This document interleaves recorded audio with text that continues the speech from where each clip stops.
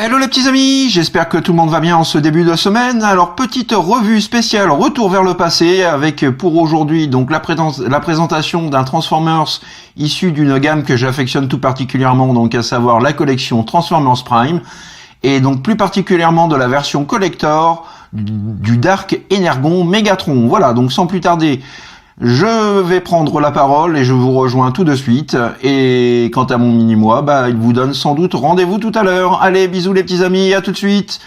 Ouais, à tout de suite. Et voici tout de suite un aperçu rapide de la boîte. Donc voilà, boîte classique et traditionnelle des Transformers Prime de la collection Voyager. Si ce n'est bien entendu qu'il s'agit de la collection, de l'édition collector Dark Energon, comme vous pouvez le constater juste ici. Voilà, donc nous retrouvons donc la petite boîte classique avec le jouet juste ici en façade. On nous explique donc que son canon à fusion fonctionne avec 2 piles. Sur la tranche latérale droite, nous retrouvons Megatron dans une position dynamique prêt à combattre de l'Autobots. Sur l'autre tranche, nous avons une petite bio sur Megatron ainsi que ses specs. Voilà, et au dos de la boîte, bien entendu, le produit commercial, donc sous sa forme robot et sous sa forme de jet cybertronien. Voilà, donc en ce qui concerne la boîte, et nous y retrouvons bien entendu la petite notice d'instruction. Et voici tout de suite donc notre Lord Megatron sous sa forme de jet cybertronien, qui n'est pas sans nous rappeler un petit peu le premier film Transformers Movie de 2007. Alors je dis pas que le véhicule est 100% semblant, mais tout comme pour le 2007, donc nous avons droit à un mode jet cybertronien. Voilà, donc à savoir que ce moule est absolument identique donc à la version originale du premier mold de Megatron, donc qui était sorti en 2012. Si ce n'est que là, comme je vous l'ai expliqué, nous avons donc les couleurs de Dark Energon, voilà, et quelques pièces translucides supplémentaires donc qui viennent égayer un petit peu la figurine. Voilà, donc en ce qui concerne le jet cybertronien, plutôt très bien réalisé. Donc on y retrouve des couleurs assez sympathiques, bien qu'un peu fantaisistes. Nous avons également juste ici, alors je vais faire un petit focus. Voilà, donc nous retrouvons le logo Decepticon, et plus précisément donc le logo Dark Energon. Voilà, quelques petites pièces translucides ci et là. Donc là, juste ici. Ces parties-là. Voilà. Donc on va faire un petit tour du propriétaire, voir un petit peu donc de quoi il en retourne. Voilà, donc véhicule quand même plutôt pas mal foutu, il faut l'avouer. Donc les créateurs se sont quand même donné la peine de reproduire le plus fidèlement possible donc le Megatron de l'animé. Voilà. Donc un peu moins joli vu de dos et surtout au niveau de l'undercarriage où on remarque tout de suite donc où se trouvent les bras et les jambes. Voilà, donc c'est pas sa meilleure perspective, mais bien heureusement, voilà, on positionne un jouet comme ceci. Et donc dans cette configuration là, le jouet est tout simplement succulent. Moi je l'adore, j'en suis très fan, vraiment très très bien réalisé, comme vous pouvez le constater. Voilà, petite pièce vraiment à posséder dans sa collection. Alors nous retrouvons donc, tout comme le Megatron d'origine, donc le canon à fusion que l'on peut déclipser et donc qui se présente en 2 parties. Donc la première partie, le canon à fusion, et la deuxième partie, cette partie-là que l'on peut détacher pour former donc une sorte de point américain version cybertronien. Voilà, donc plutôt bien fichu avec de jolies sculptures et gravures. Voilà, bien léché. Au niveau du canon à fusion, donc on retrouve quelque chose d'assez similaire au dessin animé, si ce n'est qu'il est quand même assez gros parce qu'il fonctionne avec des piles Et pour ceux qui ne connaissent pas, donc vous allez voir tout de suite pourquoi. Donc voilà, on a l'avant du canon infusion translucide, ça c'est pas mal aussi. Et puis donc le petit gimmick, et lorsque vous appuyez donc juste sur ce poussoir là, voilà le petit gimmick qui fait apparaître donc les lames de combat de Megatron. Voilà, comme dans l'animé. Et aussi donc un petit éclairage juste ici, donc qui est normalement censé allumer l'intégralité des lames. Mais bon, malheureusement, ce n'est pas le cas puisque seule cette partie est vraiment éclairée. Donc voilà un petit peu donc pour son canon à fusion. Et revoici donc notre Megatron sans ce dernier, voilà, pour mieux apprécier les détails. Alors nous retrouvons également donc le syndrome de la tête visible, mais là on peut pas trop lui reprocher puisque voilà, dans le dessin animé il est ainsi fait. Donc voilà, encore quelque chose d'assez respectueux pour une fois.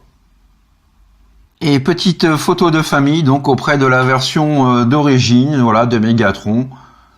Donc sous sa forme, sous sa coloration plus proche bien entendu du dessin animé, si ce n'est qu'il n'est pas Silver.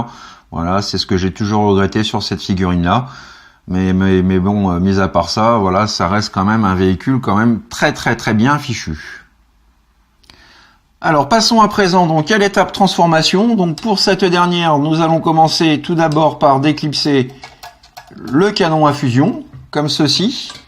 Ensuite, vous allez donc déclipser, voilà, le haut des ailes. On voit juste l'ergot ici, donc qui vient se loquer à l'intérieur de l'aile. Idem ici. Ensuite, donc, on passe en dessous. On déloque ce qui va venir former les jambes. Donc vous avez l'ergot et le réceptacle juste ici. Voilà. Comme ceci. Donc quand c'est fait, vous prenez ces parties-là, vous faites une rotation, et quand vous êtes dans l'axe, donc vous repliez le tout et vous loquez. Plus qu'à positionner le pied et le talon. Voilà pour la première jambe. Même opération pour la seconde jambe. Donc on vient se placer dans l'axe. Voilà. Alors j'ai oublié de rentrer, voilà, les extrémités des ailes. Donc ensuite on clipse, on lock, on sort le pied, le talon et on vient positionner le tout comme ceci. Et voilà donc pour le bas des jambes. Alors je vais prendre à présent un petit peu de hauteur. Voilà. Donc pour le reste de l'opération, donc vous prenez ces parties-là, vous les rabaissez comme ceci, de façon à pouvoir avoir accès donc à ces deux pièces-là. Donc vous séparez la collerette en deux.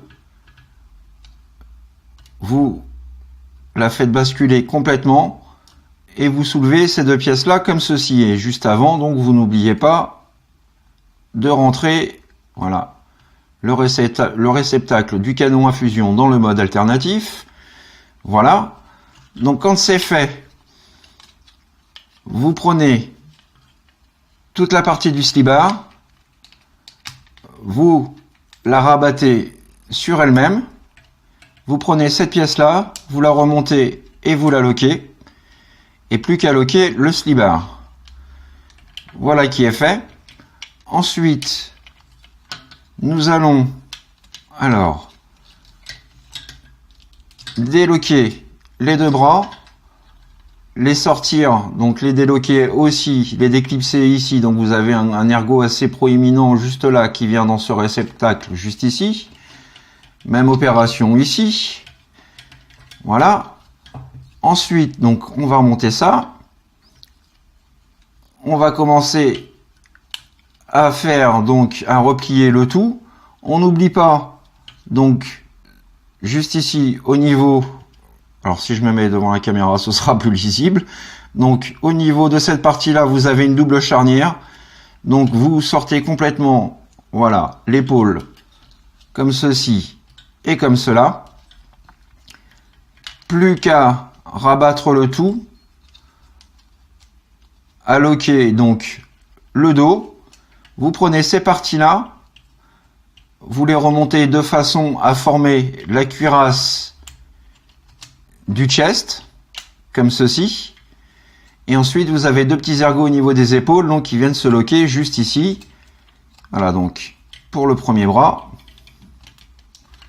et pour le second. Voilà. Ensuite, vous prenez les avant-bras, vous faites un quart de tour, vous sortez la mimine. Même chose pour le second bras, on fait un quart de tour, on sort la mimine. Et donc au niveau du backpack, vous avez deux configurations possibles. Soit vous le laissez ainsi, mais moi personnellement je suis pas trop fan parce que ça lui fait du coup un backpack plutôt très proéminent. Donc personnellement moi je rabats ces parties-là légèrement, voilà, comme ceci, pour rendre le tout un petit peu plus plat et un petit peu plus harmonieux, on va dire. Voilà. Et dernière étape, donc on va venir placer ces épaulettes. Nous lui installons son canon à fusion. Et voilà, mesdames et messieurs, alors je vais réduire l'image, notre Mégatron transformé. Voilà. Donc, petite réussite. Je trouve que les couleurs Dark Energon lui donnent une dimension, une nouvelle dimension. On a le droit de très jolis détails, un petit peu de silver ci et là. On aperçoit bien donc le logo Decepticon juste ici. On va faire un petit, voilà, on va faire un petit zoom sur son visage, qui lui-même donc est très très bien réalisé. Voilà. Vraiment une tête super menaçante. Donc avec les parties translucides juste ici et ici. Donc vraiment une bien jolie figurine. On va également pouvoir faire un petit 360, mais juste avant je voulais vous faire remarquer qu'une fois son canon en fusion en main, le ball joint de l'épaule étant assez loose, le bras, voilà, le bras retombe systématiquement. Donc on peut corriger ça avec du vernis incolore par exemple pour épaissir un petit peu le ball joint. Voilà, moi je ne l'ai pas fait parce que je veux pas trop toucher à cette figurine là, hein, qui est quand même une figurine collector entre guillemets. Voilà, donc on va faire un petit 360 de la bête pour donc apprécier les détails, sa carrure. Et surtout donc une fidélité assez proche de l'animé. Donc vraiment voilà un chouette pépère. Et on a donc le canon à fusion, voilà, qui lorsque l'on appuie donc sur le poussoir se transforme, voilà, en double lame. Voilà, de quoi s'amuser avec son pote Optimus Prime. Voilà un petit peu. Donc en termes d'articulation, nous avons la tête que l'on peut incliner et pivoter de gauche à droite. Voilà, la tourner légèrement, mais on ne pourra pas plus de par la forme de son casque. Nous avons donc, hop, je relève cette partie-là. Voilà, la pub Dove, pas de souci, il la gère. Nous avons une rotation de l'épaule sur ball joint, pour une articulation donc optimum. Nous avons une pliure du coude à 90 degrés, donc ça c'est pas mal aussi.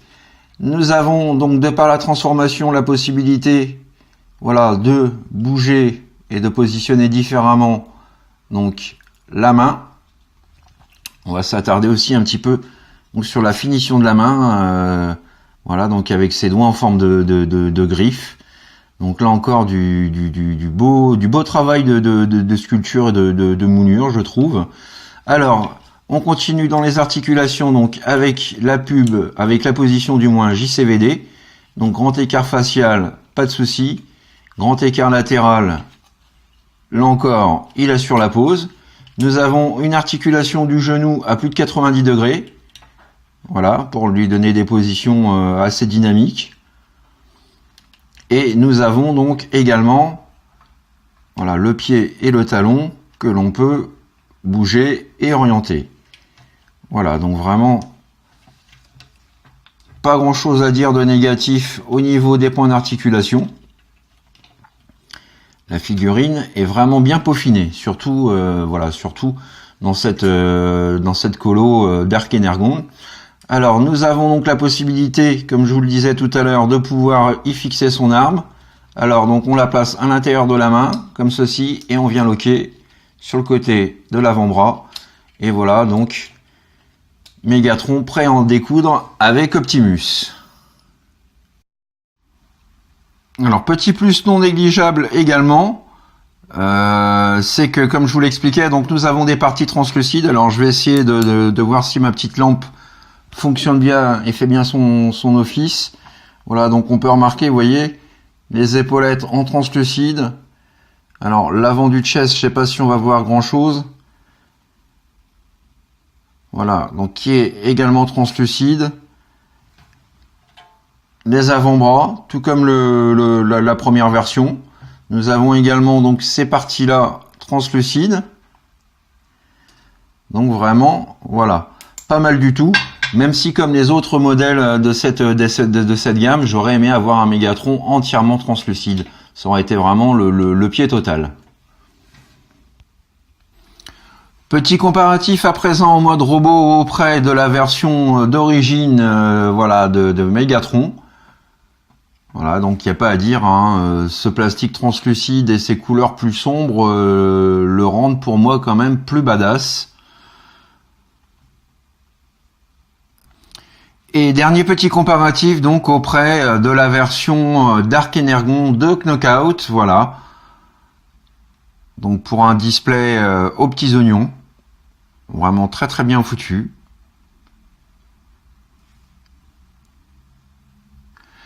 Voilà les petits amis, c'est ainsi que s'achève ma revue du jour, retour vers le passé, donc consacré pour moi au très très bon Mégatron, donc issu de la série collector Dark Energon.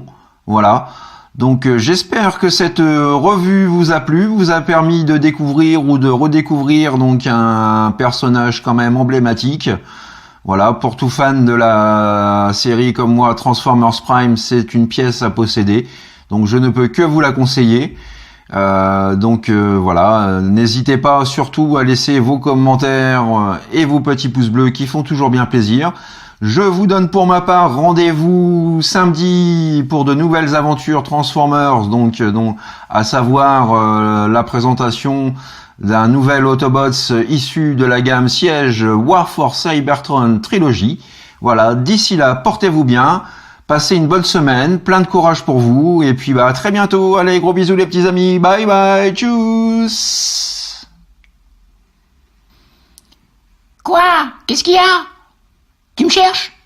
Tu veux te battre? Allez, viens, viens, allez, viens, viens, viens, je te donne ça je te mette ça dans les dents. Allez, viens, viens, allez, je t'attends, moi.